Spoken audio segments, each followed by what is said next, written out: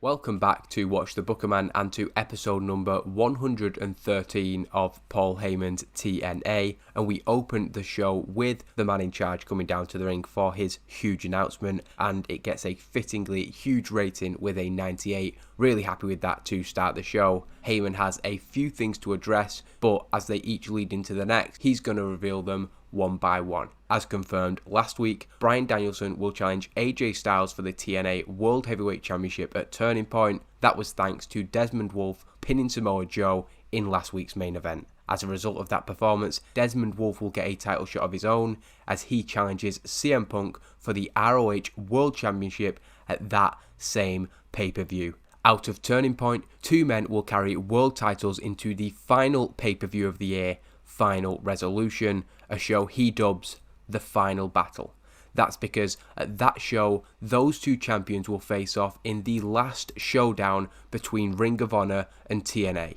The winner will leave as the undisputed champion. Both titles will be on the line in that match. That winner won't be the Ring of Honor or TNA World Champion, however, as from the start of 2012, there will be no Ring of Honor or TNA under this banner. From next year, this company and this show will become Impact Wrestling, and therefore the winner of the final battle at Final Resolution will become the first ever Impact World Champion. With all that big stuff to come, we are getting a preview in tonight's main event of some of those competitors vying for the World Championship as AJ Styles, Bryan Danielson and Desmond Wolfe will team against the original New Age, as Tyler Black dubbed them last week. Tyler Black and the Kings of Wrestling, so they're desperate to prove that they are the most dominant trio in the company, while AJ, Bryan and Wolfe are less likely to form such a cohesive unit. But that is a massive announcement wrapped up in a few different ones, but it boils down to the end of this Ring of Honor versus TNA rivalry at the last pay-per-view of the year, and then there is no more TNA Impact. We become Impact Wrestling from 2012, a new rebrand for the company, the same goal as ever, great wrestling, hopefully some interesting stories, and of course developing the talent that we have on our roster. We then get the opening match of the night, and D'Angelo Dinero, unfortunately, it's seeming off his game, and we do probably need to pull the trigger on a new gimmick pretty soon, but he defeats Magnus in 7 minutes and 38 by pinfall with the DDE. This despite Nick Jackson and Matt Jackson both trying to get involved. Dinero was able to get rid of both of them, overcome Magnus, so a big win for him, and a 54 is an okay performance. Magnus not quite so good, which gives us a very average opening match. After the match, having failed to cost him during it, the Young Bucks come for D'Angelo Dinero as his arm is raised by the referee. They want a second go at that. While D'Angelo Dinero can fight off both men, his leg is pulled by Larry Sweeney from the outside when he gets close to the edge of the ring. As Dinero turns to get Larry, he is then hit with a double super kick from Nick and Matt Jackson. Larry Sweeney then enters the ring, telling Dinero that he made a big mistake last week and he better find himself a partner because the Young Bucks are going to take him out and they're going to do it next week. We then look towards the main event as Jeremy Borash interviews the New Age Originals, as Tyler Black calls them, and he says that they're going to show everybody how it is done tonight, and that includes the guys they share a locker room with in the New Age of Honor. Last week, the Kings and Aries beat Sonjay Dutt, Consequences Creed and Eric Young, but who doesn't beat EY these days? Tyler says that these three men changed everything this time last year. It's no surprise that in 2012, this company will finally embrace change and become Impact Wrestling. The New Age will be the only TNA that is surviving this war. And in the main event, AJ Styles, Bryan Danielson and Desmond Wolfe are going to learn why they are the most feared trio in this business. Long before there was any invasion, there was Tyler Black, Chris Hero and Claudio Castagnoli taking down everybody who stood in front of them. So bold words from Tyler Black, hopefully adding some more intrigue to that main event. We then get the Beautiful People show, and while Gail Kim is the very special guest, the Beautiful People want to first show off their brand new set and then use the time to bemoan their defeat at Bound for Glory to Double Kong. This instead of introducing their guest who is waiting in the wings. Eventually Brooke does remind them that they have to bring out their guest and Gail Kim comes out. Love and Sky then looked to get Gail Kim to join them in criticising Awesome Kong, knowing that the two were famously rivals for a very long time. Gail refuses to rise to this bait, saying that this isn't why she's out here. She wants to talk about being back home in this company. Gail Kim tries to put across how happy she is to be back in TNA and how much she is looking forward to the changes that are coming before she can expand. The beautiful people saying nobody really cares about any of that. They are here to announce their rematch for Turning Point. They're looking to upstage Gail Kim. Gail says that she doesn't fancy the beautiful people's chances in their rematch at Turning Point. Piping up from the back, Brooke responds, "Well, I don't fancy your chances against us three right now." After she says this, Adja Kong and Awesome Kong come down to the ring. Love and Sky not impressed that Brooke's interjection has resulted in this, but they do run away before Double Kong get to the ring. With the microphone that was left, Gail Kim makes a 6 knockouts tag team match challenge for next week. Angelina Love, Velvet Sky and Brooke versus Gail Kim, Adja Kong and Awesome Kong. So a big knockouts match proposed for next week. As we go into the second match of the night, another knockouts match, but it is a one-sided decisive victory for Mickie James, who wins with a mick kick. It's a good performance from Mickie James, but not really that good of a match. And afterwards it is confirmed that she will take her rematch for the Knockouts Championship against Tara at Turning Point, and it's fairly straightforward just because we did so much with this storyline in the build to Bound for Glory. We kind of put all our eggs into that basket. It was title v career, it was 6 sides of steel. So while Mickie James does still have a rematch, I'm not sure how much more we can put into the storyline. There will be segments, of course, before the pay-per-view, but we've kind of played our cards with that match already, I think it's fair to say. Jeremy Borash is then stood with AJ Styles, Bryan Danielson and Desmond Wolfe, and before talking about the main event, he wants to ask them about the announcement from earlier. This company will become Impact Wrestling from 2012. JB says that he's been here from day one, he has mixed feelings, and he wants to hear from the guys. Bryan Danielson speaks up first, despite the way Jeremy Borash had asked the question kind of leading us to expect that it would be AJ since he also has been there since day one. Bryan says that if this brings an end to ROH versus TNA and it allows this company just to focus on the wrestling, then it's worth it. That's why he came here in the first place. He saw the best wrestlers on the planet in this company. He certainly didn't come here to get involved in cross-promotional politics. Under that one banner, the greatest roster of all time can be assembled,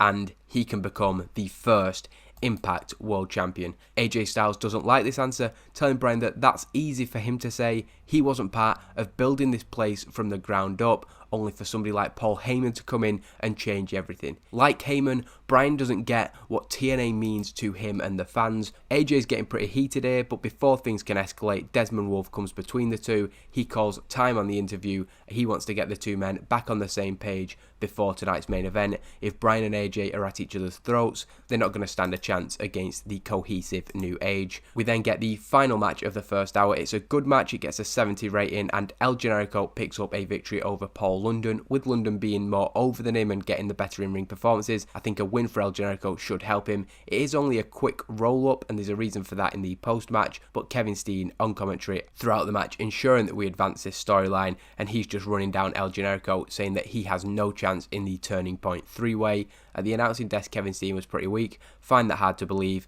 but I'm not going to complain as it was a good match and we've advanced our storyline well. Not so well with this post-match segment as we do lose heat, but having Randy's mouth on commentary as we said, Kevin Steen gets up to jump Colt Cabana, who was at ringside with El Generico, Generico having his arm raised. When El Generico leaves the ring to aid his friend, he is jumped from behind by Paul London. London only rolled up, so he's not down after the match, and he can lay into El Generico. Colt Cabana is quickly dealt with, and then the focus of the two men is on the former X Division champion. El Generico is left laid out, with Kevin Steen pushing the centre place of his title into the face of his Turning Point opponent. The commentators say that while Tyler Black will be focused on the main event, he'll of course have some interest in these developments. At Turning Point, it is Kevin Steen, El Generico and Tyler Black in a 3-way for the X Division Championship, and I think that's going to be a really, really good match. In my mind at the minute, that's the opener, but obviously things could change, but I think you can kick off a pay-per-view really, really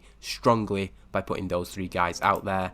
Returning for the second hour, Jeff Hardy makes his entrance with the commentators talking about his pinfall defeat at Bound for Glory to Austin Aries in the 4-on-4 street fight. Of course, there were the circumstances of it essentially becoming a handicap match, but still, Jeff Hardy wasn't here last week, and he seemingly has something to address. Once he reaches the bottom of the stage, however, he is jumped from behind by that man who pinned him, Austin Aries. Aries lays a series of knees into the head of Jeff Hardy before lining him up in the same position that he hit Kurt Angle with a brainbuster at Bound for Glory, and that's the reason that Angle is currently out injured. He's looking to injure yet another member of that team and drops Jeff Hardy with a brutal brainbuster on the steel entrance ramp. Medical staff, well aware of how serious this is, are quickly on the scene. They load Jeff onto a stretcher, which of course takes a few minutes.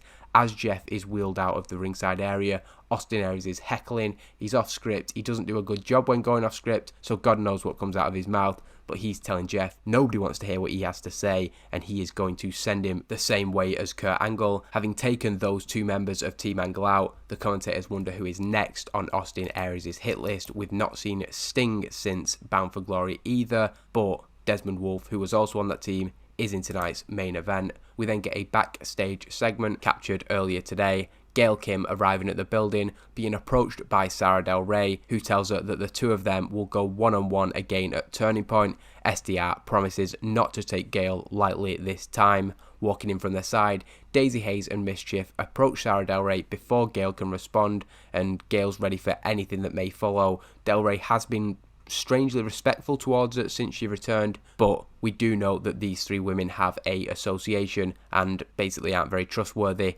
Del Rey turns to the two women and says that she doesn't need their help. SDR tells Gail that she's got to deal with this, referring to the two women, and heads off with them. It seems like Sara Del Rey is, as she did at Bound for Glory, trying to ensure that it is a fair one-on-one match at Turning Point. We never know with this trio. The second knockouts match of the night sees Tara defeat Hamada by pinfall with a Widow's Peak. Taylor Wilde was at ringside with her partner, and when Tara was taking control of Hamada, Sarita came out and she was asking why Taylor Wilde wasn't berating Hamada. Hamada seems to berate Wilde while she's at ringside, so why isn't she doing the same? She encourages Wilde to give feedback to Hamada during the match. Hamada doesn't like this, and this distracts her. Eventually, Tara able to pick up the win with a Widow's Peak, but you could point to Sarita coming out as a turning point where it went from a fairly even match to Tara taking control. It's a really good 67 rating, and with that big win at Bound for Glory, I think we have seen a boost in Tara's overness and momentum, so that is great to see. A 67 is really good there, very happy with that. And after the match, Tara stands tall. The commentators once again putting over her title defense against Mickie James at Turning Point. In the background, Hamada and Sarita are heard getting pretty heated on the outside. Hamada blaming Sarita for her defeat. Taylor Wilde stands watching, unsure what to do with her two friends at each other's throats. So this storyline bubbling under, but the focus of course on Tara in the ring, our Knockouts champion.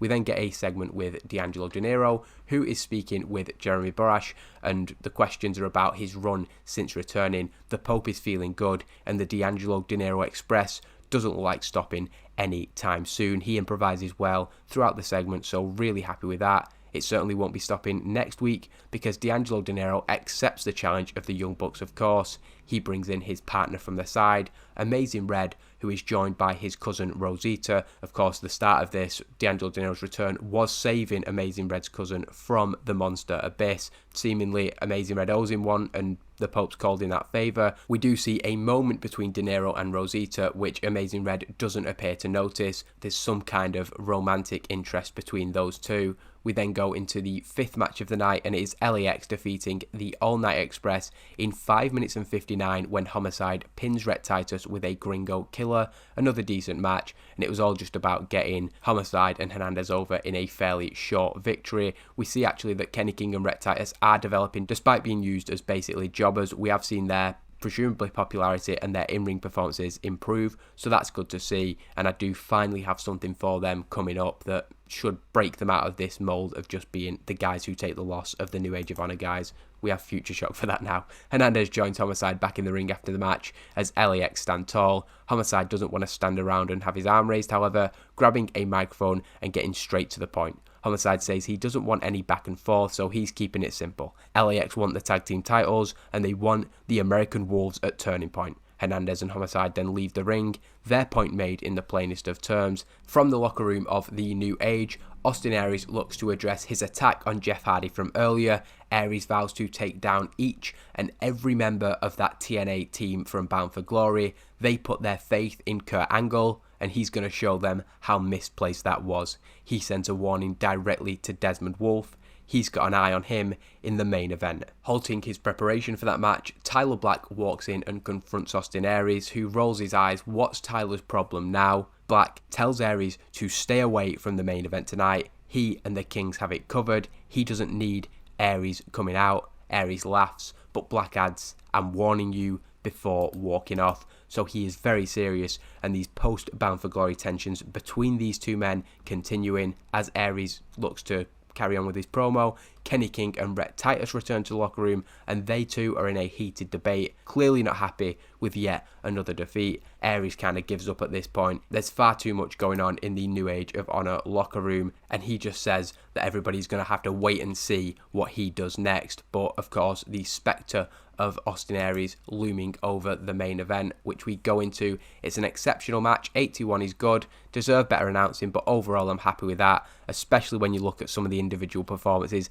86 from Wolf is fantastic. Bryan Danielson 94, AJ with a 90, Tyler 82, Claudio 81, Hero 87, and this is what I said earlier, what a roster we have assembled. Absolutely incredible. We get the crowd buzzing as you would expect, and with these being 6 of the clearly best guys on the roster, we wanted to keep them all strong. And despite the pre-match warning, Austin Aries does come out while Tyler Black is the legal man. He exits the ring as Austin Aries comes down the ramp. He pushes him and he's telling him to get the hell out of here. When Black comes back to the ring, he's still kind of keeping an eye on where the Aries is going, and this eventually leads to Wolf pinning Tyler Black with a jawbreaker lariat. The idea being that it's not instantly, it's not he goes back in the ring and gets hit with that. I kind of explained that wrong. It's more the idea that his focus has clearly been knocked off by Aries coming out, even if Aries isn't there anymore. So it's not an unclean victory, it's not a tainted win for Desmond Wolfe, but Black does have that excuse that he'd warned Aries pre-match and Aries still decided to come out. Another big win for Desmond Wolfe, and of course a big win for the 3 men who stand tall.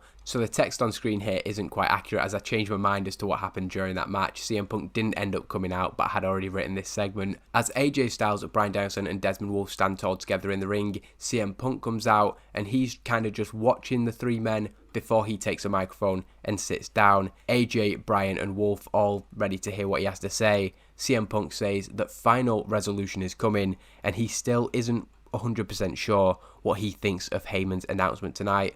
But what he realises that he doesn't think anybody else, certainly not those 3 in the ring have, is that the power is still in his hand. Some combination of AJ Styles, Bryan Danielson and Desmond Wolfe stands between him and the Ring of Honor and TNA World Heavyweight Championships, but at the final battle, he will become the first ever Impact World Champion. That means before 2012 begins and Impact Wrestling is born, he will still have the opportunity to throw the World Heavyweight Championship of TNA in the trash where it belongs. TNA will be consigned to defeat in the most fitting way possible, but as long as he has the ROH World Championship, Ring of Honor will live through him. Next week, he will partake in TNA's farewell tour as he makes his singles Impact debut against Frankie Kazarian. Knowing that TNA will be gone by the end of this year is music to his ears, and he is more than happy to take part in humiliating those originals, those forefathers, one last time before their company is dead and gone. So a good promo from CM Punk to end the show, benefiting from his catchphrase and getting better at his gimmick, which is good to see. Also, gaining heat to the top storyline is always important, and it's an 85 rating, so we're still keeping up that momentum and managing to pull out these incredible Impact ratings. Hopefully we can pull out something with Evolve 2, which I'm going to go into right now. And with Evolve now airing online directly after Impact, we see a post-Impact confrontation. Tyler Black going straight for Austin Aries. He is fuming. He tells Aries that he doesn't need him or anybody else getting involved in their business. The 3 of them, referring to him and the Kings, have never had any problems before these guys showed up, and they don't need anybody. Now, the American Wolves don't take kindly to this. They confront Tyler asking if there's a problem. The Kings of Wrestling step up. So you've got on one side Black, Hero and Castagnoli. On the other side Aries, Richards and Edwards. Two sides of the same coin, I suppose. Jimmy Jacobs and Steve Corino and the rest of the group come between them, and it's very clear where the line is being drawn between these two. Sara Del Rey then defeats ODB in 8 minutes and 41. A 65 is a good rating, and a 67 is very good from Sara Del Rey. She wins with a Royal Butterfly. During the match, Jay Lethal and Maria come out. They are unhappy with ODB for getting involved in their business and take delight as ODB is defeated by Sara Del Rey. After the match, Sara Del Rey tells Maria and Jay Lethal to get out of there. They've got nothing to do with this. She has got something important to say, as she says that after speaking with Daisy Hayes and Mischief, she is going it alone. She is no longer a member of the New Age, but this doesn't have to be some dramatic departure. She is focused on herself, on proving herself as the Queen of Wrestling, and most importantly, that match with Gail Kim at Turning Point. So very straightforward. We didn't need some explosive moment for her leaving the group. They've kind of been a separate entity for quite some time, and Sara Del Rey is ready to go it alone. Amazing Red is then interviewed ahead of his return to the ring against Loki tonight. He hasn't been in action for quite a while. He's been through some pretty bad stuff, but now he is ready to return tonight against Loki and then to team with D'Angelo De Niro next week. We then go into the second match of the night where the American Wolves defeat and squash Sal Rinauro and Tony Mamaluke. 4 minutes and 58. Eddie Edwards making Sal tap out to the Achilles lock. It's not a good match, but it is good performances from Davey Richards and Eddie Edwards. Two more guys like those six who were in the Impact main event who were just absolutely incredible. So happy with how they've come on since joining the company. A new look TNA is what this was about, and 2 years in, the top guys on this roster are very, very different to those at the end of 2009. We then get a segment with LAX coming out, and they want an answer to the challenge. It was a straightforward challenge. They deserve a straightforward answer. The Wolves refuse to answer, but Homicide looks to get under their skin, saying it's fine. They'll go to Steve Corino. They know that he makes all their decisions. Davey Richards turns round and says that he has no issue getting in the ring with Homicide and Hernandez. They'll see them at Turning Point and they will beat them down. So fired up from the Wolves, of course. Pretty basic segment, but it gets the job done and sets up a tag team titles match. Creed and Duck then approach Eric Young in the ring and ask him if the rumours they've been hearing are true. Is he joining Scott D'Amore in Team Canada? Eric Young laughs it off. He says that if he's joining Team Canada, his best friends, Consequences Creed and Sonjay Dutt, would be the first to know. Returning to the ring, Kevin Steen cuts a promo where he talks about his history with El Generico. They were best friends, they were bitter rivals, and El Generico eventually got him fired from Ring of Honor, angrily cutting him off. Tyler Black comes to the ring and says nobody is out here to listen to story time with Kevin Steen. Nobody gives a crap about their history because Turning Point is about one thing: him getting back the title that he rightfully deserves. Kevin Steen is angry with this, the two going face to face before Black suggests a one-on-one match between the two of them next week. Kevin Steen accepts. It's a decent segment and it does gain heat to the storyline, so happy with that. And Black and Steen will face off on Impact next week. Jay Lethal is then interviewed with SoCal Val, who asks him about taking the easy route, but he denies it. That's not even why he's here. He's not here for her to ask questions. He's got something that she needs to see. Jay Lethal then seems to be preparing for something when ODB runs in from the side. This causes Maria to run off. Jay Lethal is furious. He said last week he was going to do something that he'd had to do for a very long time, but it doesn't look like he's going to get the chance as ODB is in pursuit of Maria, and with good reason too. The main event is, wow, I did not expect an 87 from Low Key. This is showing that I've misused Low Key, it has to be said. I did not expect that. I know the great chemistry probably helps, but an 87 from Low Key, considering that I've booked him not very well at all. The fact that in my mind I've been going, if this was real life, Low Key would have quit by now, knowing what he's been like in previous companies. Amazing Red with a 67 is okay, but great wrestling and good heat. Low Key does pick up the win just short of 15 minutes with a Warrior's Way, but that gives me plenty to think about, and it's been a fantastic week. Some absolutely brilliant performances over these two shows. After the match, Low Key speaks with Amazing Red. These two guys very close in reality, and he's showing respect after a close match. Looks to be giving some pointers as well, and given how well he performed, I'm happy for Loki to give anybody he wants pointers. A 77 is one of the better episodes of Evolve we've ever done. Very happy with that, and increasing our popularity in 8 regions, which is what we need to continue to do, as I have sort of set my sights on the company growing from medium size to big size. I'd say the target for that is Slammiversary next year, so it is a nice long-term target, something to keep track of and hopefully interesting to follow. Happy, of course, with how everything's gone. A few contracts for us to deal with there. I won't go into that just yet, but another good week. Delighted with that, I have to say. As always, thank you for watching, and hopefully we can continue to build up the momentum.